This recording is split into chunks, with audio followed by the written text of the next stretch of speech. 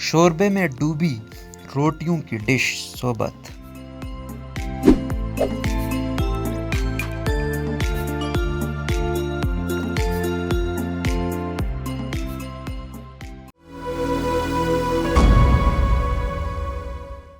यूं तो डेरा इस्माइल खान का सोन हलवा और बहुत से खाने मशहूर हैं, लेकिन सोबत की डिश को रिवायती तौर पर भी नुमाया हैसियत हासिल है।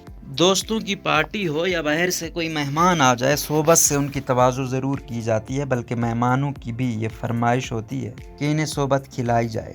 डेरा इस्माइल खान के एक रेस्टोरेंट पर काम करने वाले शेफ सिकंदर ने इंडिपेंडेंट उर्दू के रिजवानुल्लाह को बताया कि 15 साल से मैं ये डिश तैयार कर रहा हूँ। इस खाने की तरकीब बताते हुए उनका कहना था कि पहले सोबत सिर्फ घरों में तैयार की जाती थी, लेकिन अब होटलों में आसानी से मिल जाती है। इसको तैयार करने के लिए पहले पतीले में घी डाला जाता है और बाद में इसमें कटे हुए प्याज डाल दिए जाते हैं। जब प्याज ब्राउन हो जाए तो इसमें टमाटर डालकर इसे भूना जाता है। इसके बाद मुख्तलिफ किस्म के मसाले जात डाले जाते हैं और फिर मुर्गी का गोश्त डालकर इसे भून लिया जाता है। सिकंदर के मुताबिक जब इसमें से खुशबू आने लगे तो इसे अच्छी तरह पका लेते हैं। इसके साथ ही सोबत के लिए गंदम के आटे से पतली रोटियां, जिन्हें मकामी जबान में माने कहते हैं, तैयार की जाती है। फिर रोटियों को टुकड़े टुकड़े करके मिट्टी के बने बर्तन या पात्री में डालकर शोरबा अंडेल दिया जाता है और ऊपर मुर्गी की बोटियां रख दी जाती हैं और किनारों पर सलाद डाल दिया जाता है। सिकंदर का मजीद कहना है कि सोबत सिर्फ मुर्गी से ही नहीं बल्कि मटन, बीफ और बटेर के गोश्त से भी तैयार किया जाता है।